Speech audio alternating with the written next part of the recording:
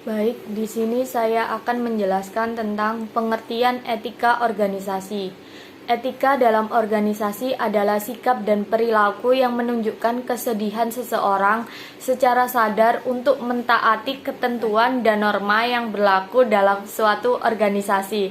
Hal itu terwujud dalam bentuk bagaimana seseorang melaksanakan tugas dan wewenang sesuai dengan ketentuan yang berlaku, menjaga informasi perusahaan dengan baik, membangun etos kerja sehingga dapat meningkatkan kinerja perusahaan, bersikap hormat.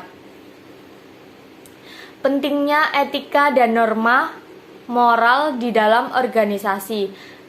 1. Karena etika berkaitan dengan perilaku manusia. Hal ini menyangkut aplikasi seperangkat nilai luhur dalam bertindak bagi kehidupan seseorang dan organisasi, dan menyangkut berbagai prinsip yang menjadi landasan bagi perwujudan nilai-nilai tersebut dalam berbagai hubungan yang terjadi antar manusia dan lingkungan hidup. 2. Agar bisa mengikuti kehidupan sosial yang tertib, manusia memerlukan kesepakatan, pemahaman, prinsip, dan ketentuan yang lain menyangkut pola perilaku. Etika memberikan prinsip yang kokoh dalam berperilaku sehingga kehidupan dalam organisasi semakin bermakna. Setiap bentuk kerjasama didasarkan pada kesepakatan yang dicapai bersama. 3. Karena dinamika manusia dengan segala konsekuensinya, baik bersifat norma moral maupun etika, perlu dianalisa dan dikaji ulang. Hal ini dimaksudkan agar tetap relevan dalam memperkaya makna kehidupan seseorang, kelompok, organisasi, dan masyarakat luas yang pada gilirannya memperlancar interaksi antar manusia. 4. Pentingnya etika dalam era modern sekarang ini lebih jelas terlihat bila diingat bahwa etika menunjukkan kepada manusia nilai hakiki dari kehidupan sosial dengan keyakinan agama, pandangan hidup dan sosial. Dapat dikatakan bahwa etika berkaitan langsung dengan sistem nilai manusia. Etika mendorong tumbuhnya naluri moralitas, nilai-nilai kehidupan yang hakiki, dan memberi inspirasi kepada manusia untuk secara bersama-sama menemukan dan menerapkan nilai-nilai tersebut bagi kesejahteraan dan kedamaian umat manusia. Kode etika organisasi seprofesi. Organisasi seprofesi adalah perkumpulan di mana orang-orang yang memiliki suatu tujuan dengan job atau pekerjaan yang sama. Organisasi ini bertujuan agar memiliki tujuan yang menghadapkan ke masa yang akan datang, dan merupakan prinsip-prinsip umum yang dirumuskan dalam suatu profesi yang dimana akan berbeda satu dengan lainnya. Seperti contohnya berbeda wilayah, maka kita akan mendapatkan banyak perbedaan seperti bahasa, adat, kebiasaan, kebudayaan, dan peranan tenaga ahli profesi yang didefinisikan dalam suatu kota yang tidak sama. Adapun yang menjadi tujuan pokok dari rumusan etika yang dituangkan dalam kode etika profesi adalah standar-standar etika yang menjelaskan dan menetapkan tanggung jawab terhadap klien, institusi, dan masyarakat pada umumnya. Standar-standar etika membantu tenaga ahli profesi dalam menentukan apa yang harus mereka perbuat jika mereka menghadapi dilema-dilema etika dalam pekerjaan. Standar-standar etika membiarkan profesi menjaga reputasi atau nama baik profesinya dan fungsi-fungsi profesi dalam masyarakat untuk melawan tindakan-tindakan yang negatif dari anggota-anggota tertentu. Standar-standar etika yang menjelaskan dan menetapkan bahwa setiap profesi dapat mengeluarkan pendapat dan menerima pendapat. Terima kasih, sekian dari saya, mungkin dilanjut dengan pemateri selanjutnya. Baik, Assalamualaikum warahmatullahi wabarakatuh. Nama saya Izafani Khaira, NIM 064. Di sini saya akan menjelaskan materi tentang etika manajemen. Etika manajemen sendiri memiliki arti, pemikiran atau refleksi tentang moralitas dan manajemen. Moralitas sendiri di sini berarti aspek baik atau buruk, terpuji atau tercela, benar atau salah dari perilaku manusia. Etika manajemen merupakan suatu proses dan upaya untuk mengetahui hal-hal yang benar dan yang salah yang berkenaan dengan praktek manajemen yang menjadi acuan seseorang atau sekelompok orang dalam bertindak dan bertingkah laku. Pembahasan konsep etika manajemen bertujuan untuk membangun sumber daya manusia yang bermoral, jujur, berkualitas, dan saling menghargai kepada orang lain untuk menghindari persaingan yang tidak sehat di dalam suatu organisasi ataupun dalam dunia bisnis. Selanjutnya yaitu tujuan menerapkan atau mempelajari etika manajemen. Yang pertama yaitu untuk mendapatkan konsep yang sama mengenai penilaian baik dan buruknya perilaku atau tindakan organisasi dalam ruang dan waktu tertentu. Yang kedua yaitu mengarahkan perkembangan organisasi menuju suasana yang harmonis, tertib, teratur, damai, dan sejahtera. Yang ketiga yaitu mengajak orang bersikap kritis dan rasional dalam mengambil keputusan secara otonom. Yang keempat yaitu sarana memberi orientasi pada hidup manusia. Yang kelima, untuk memiliki kedalaman sikap serta untuk memiliki kemandirian dan tanggung jawab terhadap hidup. Yang keenam, yaitu mengantar manusia pada bagaimana menjadi baik. Yang ketujuh, sebagai norma yang dianggap berlaku. Dan yang kedelapan yaitu etika mengajukan pertanyaan tentang legitimasinya. Artinya, norma yang tidak dapat mempertahankan diri dari pertanyaan kritis dengan sendirinya akan kehilangan haknya. Yang kesembilan yaitu etika memberikan bekal kepada manusia untuk mengambil sikap yang rasional terhadap suatu norma.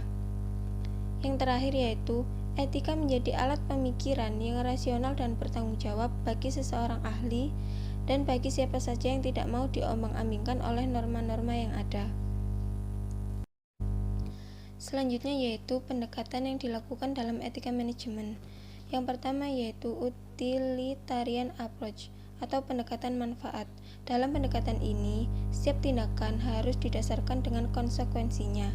Untuk itu, sebelum bertindak harus memberikan manfaat yang besar bagi masyarakat dengan cara yang tidak membahayakan dan menggunakan biaya serendah-rendahnya. Yang kedua yaitu individual right approach atau pendekatan ini memiliki pengaruh besar dalam menghargai dan menghormati setiap tindakan yang dilakukan oleh orang lain. Yang ketiga yaitu justice approach. Setiap pembuatan keputusan memiliki kedudukan yang sama serta bertindak adil dalam memberikan pelayanan kepada pelanggan baik perorangan maupun kelompok. Selanjutnya yaitu saya akan menjelaskan faktor-faktor yang mempengaruhi etika manajemen. Yang pertama yaitu niat atau orientasi kerja. Niat atau orientasi dalam bekerja akan menimbulkan perilaku yang berbeda-beda pada setiap orang. Karena itu, karyawan harus dibekali dengan niat dan orientasi kerja yang bagus. Yang kedua yaitu budaya organisasi. Budaya organisasi sendiri membentuk, mengontrol, dan mengatur perilaku, persepsi, sikap, kepercayaan, dan nilai individu anggota organisasi. Yang ketiga yaitu motivasi kerja. Menurut Sedarmayanti mengatakan motivasi sebagai keseluruhan proses pemberian motif kerja kepada para bawahan sedemikian rupa sehingga mereka mau bekerja dengan ikhlas demi tercapainya tujuan organisasi dengan efektif dan efisien. Selanjutnya yaitu komitmen tugas.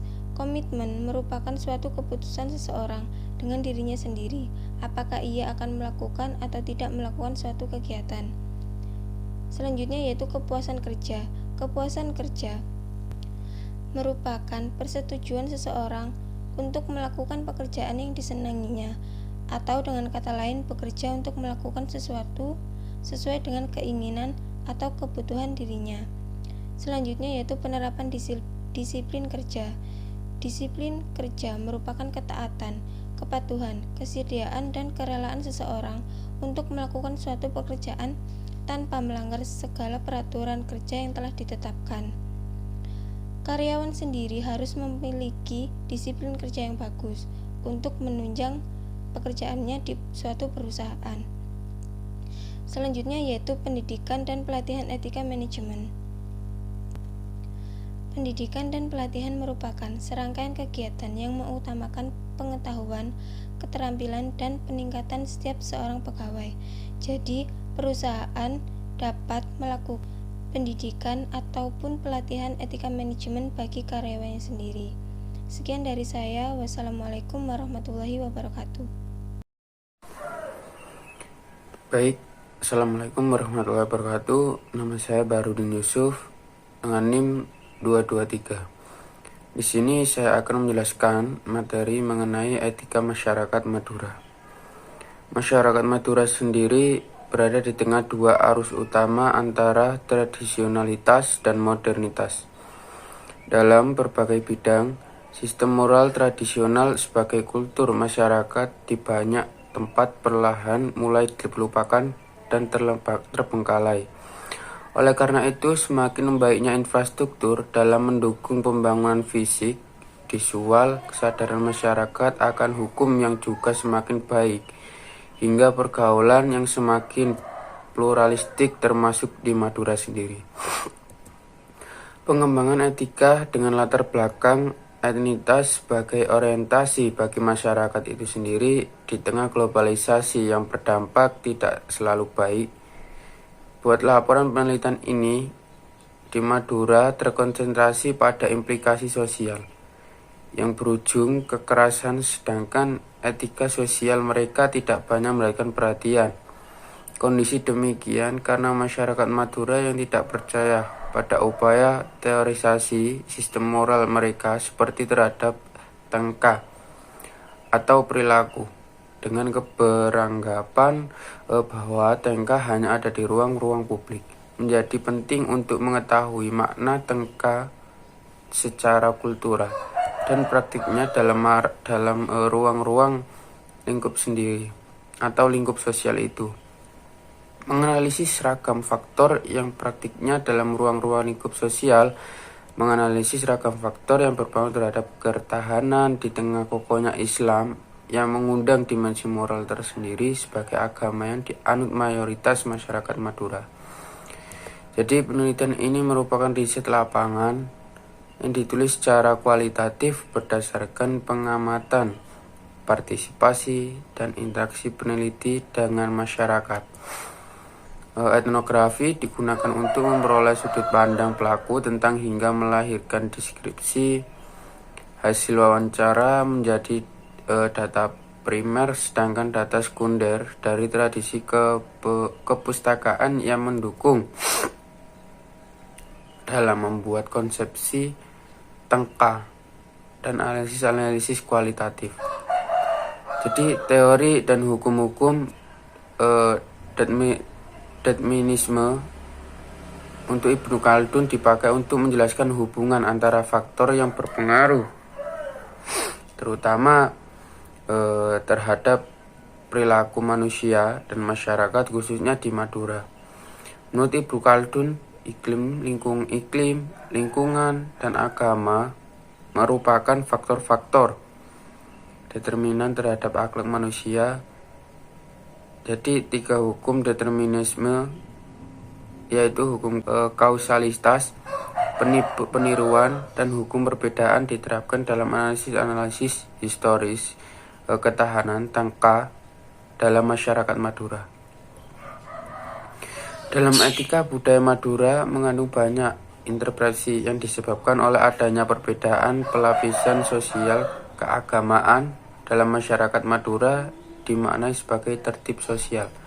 Segala keutamaan sebatas tata krama hingga tanggung jawab dalam praktiknya ini berbagai bidang mengedepankan beberapa prinsip dan norma yang dipengaruhi oleh faktor-faktor determinan yaitu maskulinitas, hormat, lega formal, lega kultural, rukun, selaras dengan alam dan makhluk gaib.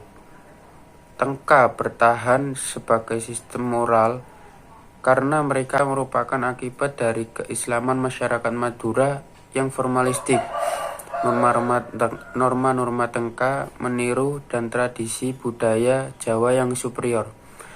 Tengka merupakan ditegaskan sebagai bagian dari identitas kemaduraan. Jadi kontribusi paling penting kali ini dapat dijelaskan dari penelitian ini, yaitu meyakinkan masyarakat Madura bahwa sistem moral mereka mungkin untuk diteorisasikan. Namun, selain penjelasan di atas, masyarakat Madura juga dapat terlihat pada perkembangan di beberapa kota-kota Islam di Indonesia, yaitu dalam kesulitan demi kesulitan timbul akibat tekanan pandangan politik, baik dalam negeri atau luar negeri. Dilipat gandakan dengan tambahan tuntutan-tuntutan agama yang seringkali dilembagakan, sehingga munculnya konflik kepentingan, terutama di mana agama dianggap sebagai objek sekaligus subjek yang sensitif, sehingga seringkali digunakan sebagai kode bagi aktivitas-aktivitas di luar kepentingan agama, termasuk halnya di wilayah Madura atau di kota Madura. Sekian dari saya. Wassalamualaikum warahmatullahi wabarakatuh.